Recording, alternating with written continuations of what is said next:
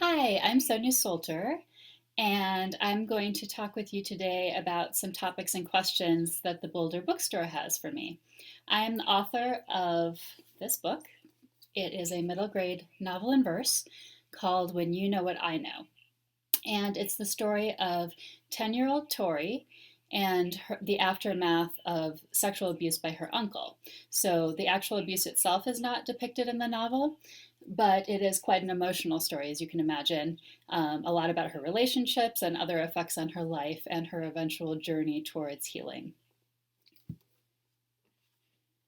All right, let's see what the first question is here.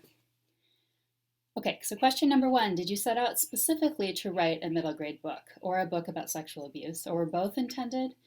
You mentioned that Believe Me came to you in Tori's voice, and I wondered if she spoke out of the blue, or were you already trying to find a way to tell this type of story? So I was in an MFA program at the time, Hamlin, for writing for children and young adults. I'm also a very intuitive writer, however, so I wouldn't say that I planned this as a middle grade. I write all the way from picture books up through young adult. But I was in the mode, of course, of writing for children. And so I was sitting out in the woods. This is what they mean when they say it felt like she spoke out of the blue to me. And I heard Tori's voice basically come into my head, and it came through as a poem, her initial poem called Believe Me, when she first tells her mother. And so that poem came to me, and several others came to me. And so it felt very intuitive and just natural. However, I know as a writer that a lot of what I write comes from the big questions that I have, about life and relationships and all kinds of different themes. And so I do know that a pondering of mine, a big question of mine over some years before that had been about when people don't either believe victims of sexual abuse, or when sometimes they find it very difficult to understand what they go through afterwards and how they might react and things like that. I had seen some of that on social media a few years prior. So I think that was somewhere in my subconscious. And another statistic I'd like to mention, because though I didn't feel like I consciously chose it to be middle grade, it felt absolutely appropriate to me when I was writing it, even though it's not a very common topic for a middle grade book, is, and this is from the National Center for Victims of Crime, children are the most vulnerable to sexual abuse between the ages of 7 and 13. So this is absolutely something that's happening to children, and of course, people they know as well. And so it did feel like an important topic to me as it started to come through. So I definitely felt like it was an important story to be told as I began to write it. All right, let's see the next question. Can you share how you decided to tell this story in verse? What was that writing process like for you? So again, I was at Hamlin, and I had just done, or I was towards the end of a semester on writing picture books, and that absolutely had to do with why I think I was able to write it, and it started to come through me in verse, was because I was doing so much exploration with language and rhythm, and just playing around a lot with language and letting myself explore a lot with language. And so I think that was very helpful when her story started to come out that way. I had not written a novel in verse before, but it also felt absolutely helpful to me as I was writing it, that I had so much leverage, I guess, and like such a free way of exploring how to convey her emotions when she's in this post-traumatic kind of a state. It was very helpful to have that way to convey the emotions, and even the way that her thoughts might come through kind of disjointedly in her mind. So I guess that impressionistic way, the way that impressionism can feel very realistic to how we actually feel and think, was what I found most useful about verse. So I'm so glad that that was the way that it started to come out, and that I had access to that kind of exploration with language at the time that led me to work with verse. It was actually challenging in, of course, many ways to write in verse. Less so, I would say, in first drafts than in revision. The copy edits were a particular challenge because, whenever I was changing something, even small, there was so much that goes into each syllable, each each aspect of the verse that's a little tighter once you've written it and made a lot of decisions about how the words actually come through and how they're conveying everything. All right, so the next question is, when you wrote the poems, did you write all of them at once in order, or did you have the main arc you wanted to follow and write those as the bones of the story and then fill in with the others? So it's actually yes to both questions. Um, so I did write sort of the main thrust of it in order, and I tend to be the type of writer who writes bones outward. Um, so bones outward is usual for me, but I also tend to not always write perfectly in order. So I wrote the main thread of of the story, I would say, and some of the key relationships, like the grandmother and the mother and the best friend, in the original thread of the story. So I guess the individual poems weren't necessarily written at the same time, but the first draft was all that thread in order. And then afterwards, I start filling out other things. So then other threads, like the father, for example, came in more later and got added and sort of started to flesh out different parts of her life. Let's see. Okay, the next one is, what are you reading while you've been sheltering in place? Okay, so I have some good recommendations for you. I won't take the time to give you too many, but if you like reading middle grade, I can recommend this book called What Stars Are Made Of by Sarah Allen. She's a fantastic debut author. And I'm just going to read you this little blurb about it because that will say it more clearly than I can. 12-year-old Libby Monroe is great at science, being optimistic, and talking to her famous accomplished friends. Okay, maybe that last one is only in her head. She's not great at playing piano, sitting still, or figuring out how to say the right thing at the right time in real life. Libby was born with Turner syndrome, and that makes some things hard. But she has lots of people who love her, and that makes her pretty lucky. When her big sister Nani tells her she's pregnant, Libby is thrilled, but worried. Nani and her husband are in a financial black hole, and Libby knows that babies aren't always born healthy. So she strikes a deal with the universe. She'll enter a contest with a project about Cecilia Payne, the first person to discover what stars are made of. If she wins the grand prize and gives all that money to Nani's family, then the baby will be perfect.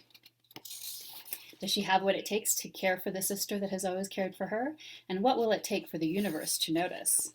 So I just loved this book. It's, so heartwarming and a lot about self-discovery. And I would just say that it's like a classic, wonderful, deep, middle grade, heartwarming book, but yet completely unique in its own thing that has never been done before. So I definitely recommend that. And then I also wanted to recommend a YA novel from another debut author. I should say both this author, Kelly McWilliams, who I'm about to tell you about, and myself are both from Colorado, actually. And I don't have the hard copy of the book yet. I'm hoping to get a hard copy still, but I originally read it as an e-arc. So it's called Agnes at the End of the World, as I said, by Kelly McWilliams. And instead of reading the whole blurb, I'll just read this line about it, which is, The Handmaid's Tale meets Wilder Girls in this genre-defying novel about a girl who escapes a terrifying cult only to discover that the world outside has succumbed to a viral apocalypse. And I loved this book way before we had a viral pandemic happening. But of course that makes it interesting in its own way now as well.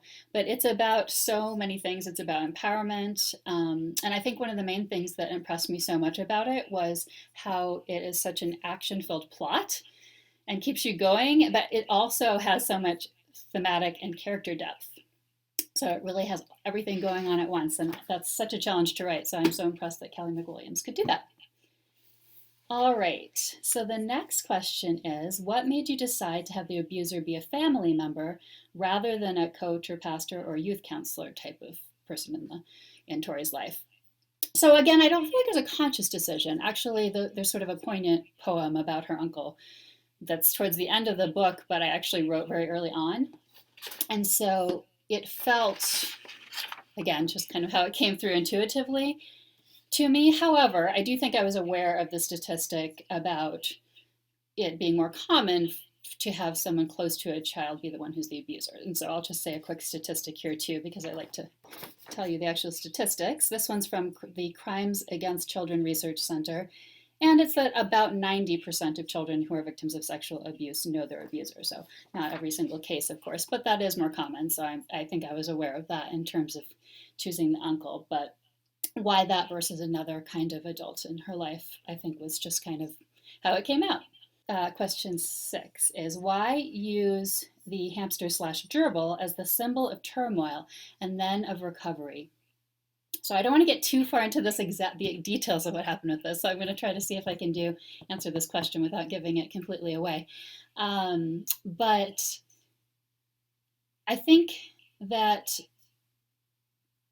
early on the hamster felt like a trigger for her because it was given to her by her uncle was really representative of how things had changed and how something that can feel precious to you can feel lost, I guess, in that situation. I think very much the hamster is also a symbol of innocence and becomes, in some ways, actually a symbol for Tori herself as the story goes on. And I will say, so this was maybe a little more conscious at times in terms of working with it, as the idea for the hamster and it being something that she had a bad association with. Then early on in the book, that came through sort of naturally on its own, and then I did kind of work with that thread because I could sort of feel where that was going in terms of its symbolism and potential there. So the next question is, with so many people sheltering in place in the past few months, this has been a particularly difficult time for those who are abused by someone they live with, and this is unfortunately true. A very sad state of affairs. Do you have any words of advice or resources people can go to for those who are in these sorts of situations? So I'll just say the resources in the back of the book to start with, but I do want to make a comment about very difficult situations as well. So some really good resources, among others, among just telling trusted adults and to keep telling, is stopitnow.org, and the phone number for that is 1-888-PREVENT, the word prevent, PREVENT. RAINN also has really great resources and help, and that is spelled with 2 N's. So it's RAINN.org, and it's 1-800-656-HOPE, the word hope, HOPE. But I wanted to make a point also about really difficult circumstances, because that was actually something that was important to me in the telling of this story, is that it's a very difficult story and journey. And I didn't want to sugarcoat that things are necessarily better right away. For example, her mom does not believe her at first. And she does pretty early on in the book. But I think that it's really important to convey a realistic kind of hope to kids and to anyone going through a difficult situation, because oftentimes things don't resolve right away. Or sometimes an adult lets you down and they were the person you told, and then they let you down and don't, honor what you said the way they should. And it's important for people to have a deeper, longer term hope and to realize that things are still going to get better, but sometimes it doesn't happen right away. So my hope is that from this book, that situations where things don't resolve quickly, or that they feel, genuinely difficult, things feel really hard and difficult in real ways when we're going through them, that kids realize that that is what difficult circumstances feel like, and that things will eventually get better, even if there are obstacles on the way to trying to get yourself help, but to keep trying, keep telling, and to know that things will get better. All right, and finally, I'm being asked to read a short passage from the book, and I like to read this poem from towards the end of the book because it conveys actually kind of just what I was just talking about, which is that realistic kind of hope. This is when things are starting to get better for her, but she's been through a lot, and it's not like she's forgotten. She still has triggers and things. So this poem is called A Day Like Today. Do you think it's possible to forget the most horrible, terrible thing for hours at a time? I laughed today, swinging up, up into the sky, Rhea in sync with me. Do you think it's possible to be happy in the middle of it all, to feel your cheeks ache again with joy? I run through the grass, which tickles my feet and makes me laugh harder. Do you think it's possible to take a break from stale, recycled tears, to gulp air fresher than a brand new day? I reach the front door out of breath from all that running, from so much laughing. Do you think it's possible to tie the dragging sadness to a tree at the park and leave it behind? I shut the door behind me, and there's the spot on the carpet where he spilled coffee last summer. And I remember, and it comes back and sinks its teeth into my belly and won't let go. But still, a day like today, it's possible.